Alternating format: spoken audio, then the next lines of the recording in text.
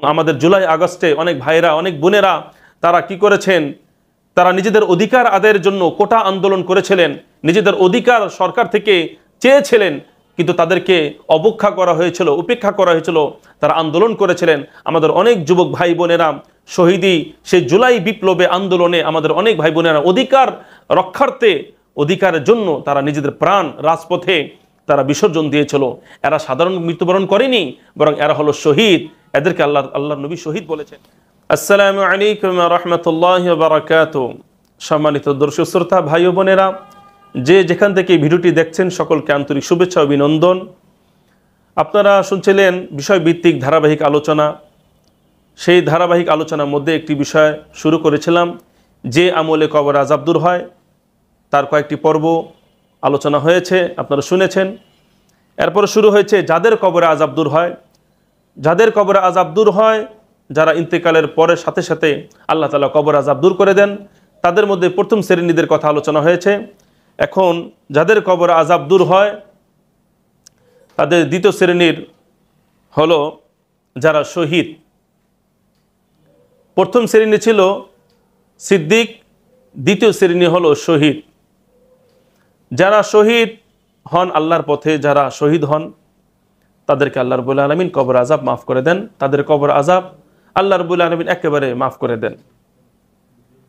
যারা শহীদ, শহীদ কারা, শহীদের সম্মান কেমন, এটা আল্লাহ আপনাদেরকে একটি আয়াতের মাধ্যমে শোনাই। আল্লাহ রাব্বুল আলামিন কোরআনে বলেছেন, মান ইউতিইল্লাহা ওয়া রাসূলা, যারা আল্লাহ এবং তার রাসূলকে আনুগত্য করে, আল্লাহ রাসূলের ইতাআত করে, এরা জান্নাতে থাকবে। কাদের সাথে? আল্লাহ রাব্বুল আলামিন চার শ্রেণীর মানুষের কথা বলেছেন। অর্থাৎ যারা আল্লাহর নবী এবং আল্লাহর রাসূলকে যারা ইতাআত করবে, আনুগত্য করবে, আল্লাহ এবং তার রাসূলের কথা অনুসরণ করবে, কথা এবং কাজে বাস্তবায়ন করবে, এরা জান্নাতে থাকবে চার শ্রেণীর মানুষের সাথে। অর্থাৎ যেই চার শ্রেণীর মানুষ জান্নাতে অলরেডি থাকবে, সেই চার শ্রেণীর মানুষ কারা? এক নম্বর আল্লাহ নবী বলেছেন,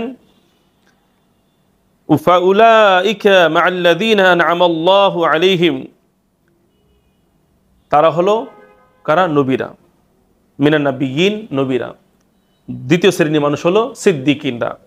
তৃতীয় শ্রেণীর মানুষ যারা জান্নাতে থাকবে তারা কারা? অশুহাদা, শহীদরা। চতুর্থ নম্বর হলো সলিহিন, সলিহিনরা। একটু খেয়াল করেন, এই আয়াতের মধ্যে আল্লাহ রাব্বুল আলামিন নবীদের পরে রেখেছেন সিদ্দিকিনদের কথা। আর এই আলোচনা গত পর্বে আলোচনা হয়েছে যে সিদ্দিকিনদের কবর আযাব আল্লাহ তাআলা মাফ করে দেন। দুই নম্বরে যাদের কবর আযাব মাফ করে দেন তারা হলো শহীদ। যারা শহীদ হয়, আল্লাহ নবী বলেছেন, মান কুতিলা ফি সাবিলিল্লাহ ফাহুয়া শাহীদুন, যে ব্যক্তি আল্লাহর পথে যে নিজের জীবনকে উৎসর্গ করে, যার প্রাণটা আল্লাহর পথে ব্যয় হয়, যার দেহ থেকে প্রাণটা বিচ্ছিন্ন হয় একমাত্র মাওলার খুশির জন্য, এই ব্যক্তি হলো শহীদ। আর আল্লাহ রাব্বুল আলামিন কোরআনে বলেছেন যে অন্য মানুষ মৃত্যুবরণ করলে তারা মৃত, কিন্তু শহীদ অর্থাৎ আল্লাহর সন্তুষ্টির জন্য যারা প্রাণ উৎসর্গ করবে, বা যারা আল্লাহর সন্তুষ্টির জন্য বা শহীদের খাতায় যারা নাম লেখাবে, এরা মৃত নয়, বরং এরা জীবিত। এরা মৃত্যুবরণ করলেও এরা ওমর, এরা কখনো মৃত্যুবরণ করে না, এরা মরে না। শহীদেরা সর্বদা জীবিত থাকে। এটা কোনো মানুষের কথা না, এটা হলো সরাসরি আল্লাহ তাআলার কথা। আল্লাহ তাআলা বলেন, ওয়ালা তাহসাবান্নাল্লাযীনা কুতিলু ফি সাবিলিল্লাহি আমওয়াতা বাল আহইয়াউন ইনদা রাব্বিহিম ইরযাকুন। আল্লাহ রাব্বুল আলামিন কত সুন্দর কথা বলেছেন। আল্লাহ রাব্বুল আলামিন বলেন, তোমরা মনে করো না, ওই লোকদেরকে তোমরা ধারণা করিও না, আল্লাযীনা কুতিলু ফি সাবিলিল্লাহ, যারা আল্লাহর পথে শহীদ হয়েছে, ইন্তেকাল করেছে, আমওয়াতা, তাদেরকে মৃত, এই কথা তোমরা ধারণা করো না। অর্থাৎ যারা আল্লাহর পথে শহীদ হয়েছে তাদেরকে তোমরা মৃত্যু মনে করিও না, বরং বাল আহইয়াউন ইনদা রাব্বিহিম ইরযাকুন, বরং তারা হলো আল্লাহ তাআলার কাছে জীবিত। তারা আল্লাহ তাআলার কাছে জীবিত, আল্লাহ তাআলার পক্ষ থেকে তারা রিজিক প্রাপ্ত। সুতরাং এই সূরা আল ইমরানের 169 নম্বর আয়াতের মাধ্যমে জানতে পারলাম, আল্লাহর পথে যারা শহীদ হয় অথবা যাদের নাম শহীদের খাতায় লেখানো হয়, অর্থাৎ যাদের নামের শুরুতে শহীদ থাকে, এই ব্যক্তি মৃত নয়, এই ব্যক্তি হলো জীবিত। সম্মানিত দর্শক শ্রোতা, কবরে আযাব মাফ হয় শহীদদের। আপনাদেরকে হাদিসের মাধ্যমে আমি জানাবো। শহীদের কিছু মর্যাদা বর্ণনা করব। প্রথমত আমরা জানি শহীদ শুধু কি আল্লাহর পথে জিহাদের উদ্দেশ্যে মৃত্যুবরণ করলে কি সে শহীদ, নাকি অন্য কোনো পন্থায় মৃত্যুবরণ করলেও শহীদ হবে, এই বিষয়টা আমাদের জানা দরকার আছে। দেখেন, আল্লাহর পথে যারা শহীদ হয় ইসলামের জন্য, ইসলামের পতাকাকে সমুন্নত করার জন্য, ইসলামকে টিকিয়ে রাখার জন্য যুগে যুগে আমাদের দ্বীনি মুসলিম ভাইয়েরা তারা জিহাদ করেছিল কাফিরদের বিরুদ্ধে। কাফিরদের বিরুদ্ধে জিহাদ করেছিল কেন? নিজের ইসলাম ধর্মকে টিকিয়ে রাখার জন্য, ইসলাম ধর্মকে বাঁচিয়ে রাখার জন্য। তারা শহীদ, তারা হলো প্রকৃত শহীদ, এবং এই শহীদের নামটা তাদের ক্ষেত্রে খাস। তবে আরও কিছু কারণ আছে, যে কারণে কোনো সাধারণ মানুষ যদি মৃত্যুবরণ করে, তার যদি ঈমান থাকে তাহলে সেও শহীদ হবে, তারও শহীদের খাতায় নাম উঠে যাবে। সুবহানাল্লাহি ওয়া বিহামদিহি। তাহলে কাদের ভিতরে এমন কোয়ালিটি থাকলে তারা মৃত্যুবরণ করলে শহীদ হবে, এটা আমি আপনাদেরকে হাদিসের মাধ্যমে এক এক করে জানাবো।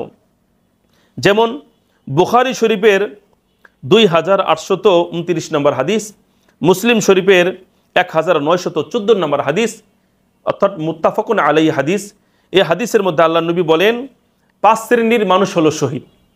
ভালো করে শুনেন, 5 শ্রেণীর মানুষ হলো শহীদ, অর্থাৎ আল্লাহর রাস্তায় জিহাদ করে যিনি শহীদ হবেন তিনিও শহীদ। এছাড়াও আরও কিছু শ্রেণী মানুষ আছে যারা শহীদ আল্লাহ তাআলার কাছে হিসেবে প্রমাণিত হবে। আল্লাহ নবী বলেন আশ-শুহাদাউ খামসাহ, শহীদ হলো 5 শ্রেণীর মানুষ।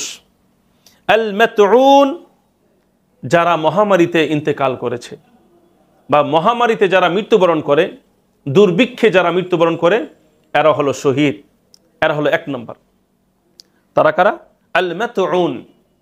মাতউন মানে হলো বিভিন্ন সময় আমাদের দেশে দুর্ভিক্ষ দেখা দেয়। যেমন আপনারা জানেন এক সময় আমাদের দেশে দুর্ভিক্ষ ছিল, খাবারের অনটন, অভাব অনটন ছিল। সেই দুর্ভিক্ষের কারণে মানুষ মারা যেত। তখন যারা মারা গিয়েছিল তারা শহীদ হয়েছিল। এরকমভাবে যুগে যুগে এক এক ধরনের মহামারী আসে। যেমন আপনারা জানেন 2019 সাল থেকে শুরু হয়ে প্রায় 20 সাল 21 সাল পর্যন্ত একটি মহামারী ছিল যার নাম ছিল করোনা ভাইরাস। সেই করোনা ভাইরাসে আমাদের অনেক মুমিন মুমিনাত ভাই বোনেরা তারা ইন্তেকাল করেছিলেন, তারাও কি হয়েছেন? শহীদ হয়েছেন।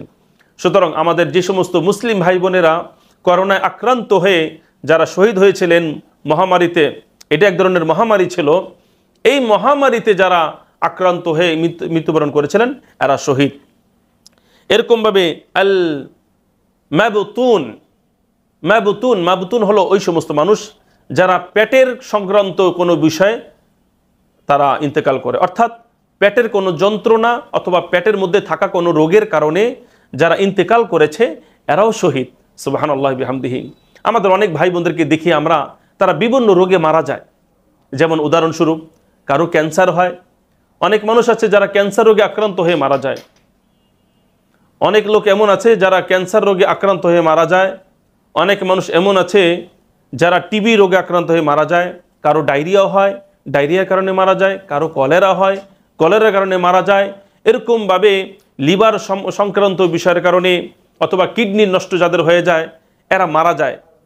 এরা সম্পূর্ণ কি? পেটের সংক্রান্ত বিষয়, পেটের সংক্রান্ত বিষয় এরা মারা যায়।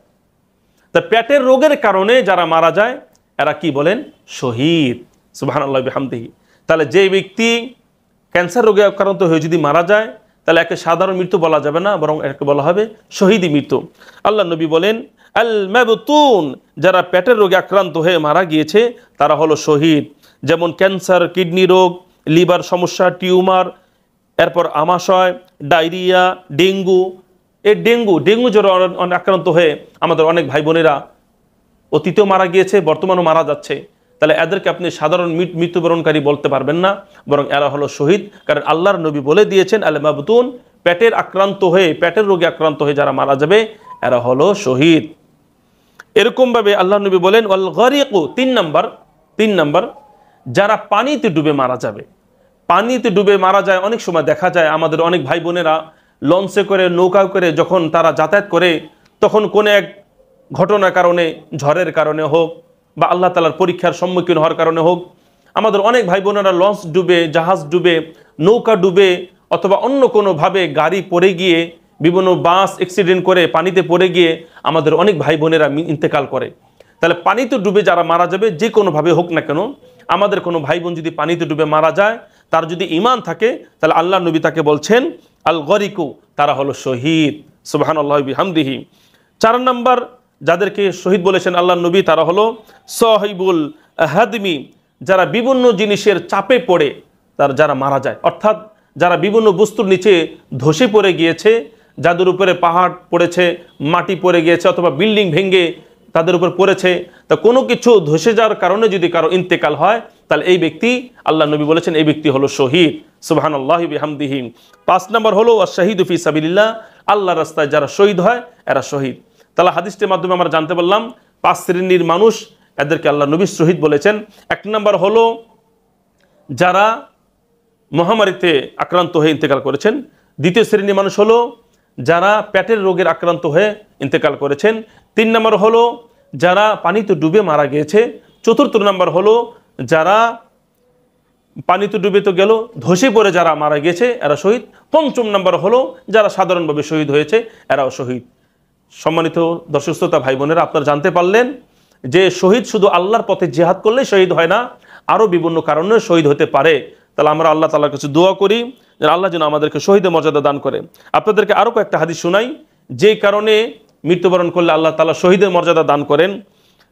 তার মধ্যে 1 নম্বর হলো অধিকার আদায়ের জন্য যে ব্যক্তি মৃত্যুবরণ করবে সেই ব্যক্তি শহীদ।